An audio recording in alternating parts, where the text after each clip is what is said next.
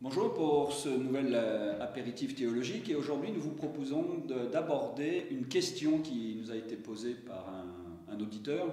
La Bible est-elle terminée? On peut penser effectivement que ce livre est terminé, il y a une couverture, il a un certain nombre de livres à l'intérieur et est-ce qu'on peut y rajouter d'autres textes ou les textes à l'intérieur sont-ils figés? C'est ce que nous allons essayer d'aborder en quelques minutes ce matin.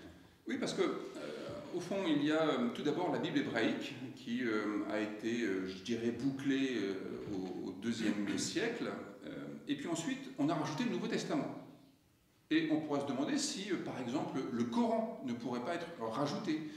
Et on voit de toute façon que les textes bibliques sont eux-mêmes en évolution.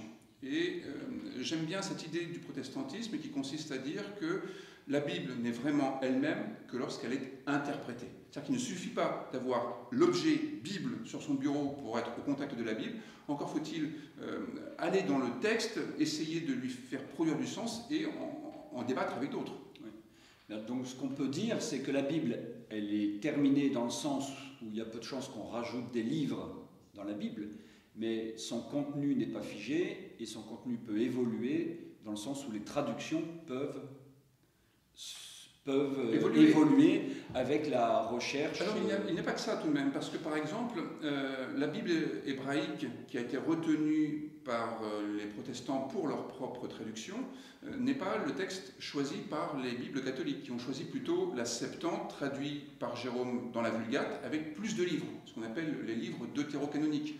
On sait aussi qu'il y a le psaume 151 qui est utilisé dans la tradition orthodoxe. Mais par exemple, quand on regarde l'apport des découvertes de Qumran en 1947, on a des textes qui sont plus anciens que le texte hébreu qui est utilisé pour nos traductions et qui montrent que le texte n'était pas exactement tel qu'il était quelques siècles plus tôt, par exemple. Donc on voit qu'il y a cette évolution qui fait que la Bible est un livre en mouvement finalement. Ce n'est pas quelque chose de figé. Et puis on pourrait se dire qu'on ne peut pas lire la Bible sans avoir aussi le journal. C'était un peu ce qu'on disait des protestants, il faut avoir la Bible dans une main, le journal dans l'autre. Donc ça signifie qu'on ajoute du texte à notre texte de référence. Et aussi on peut rajouter des livres extra-bibliques sur lesquels on peut réfléchir aussi. La sagesse humaine ne repose pas uniquement sur des textes bibliques.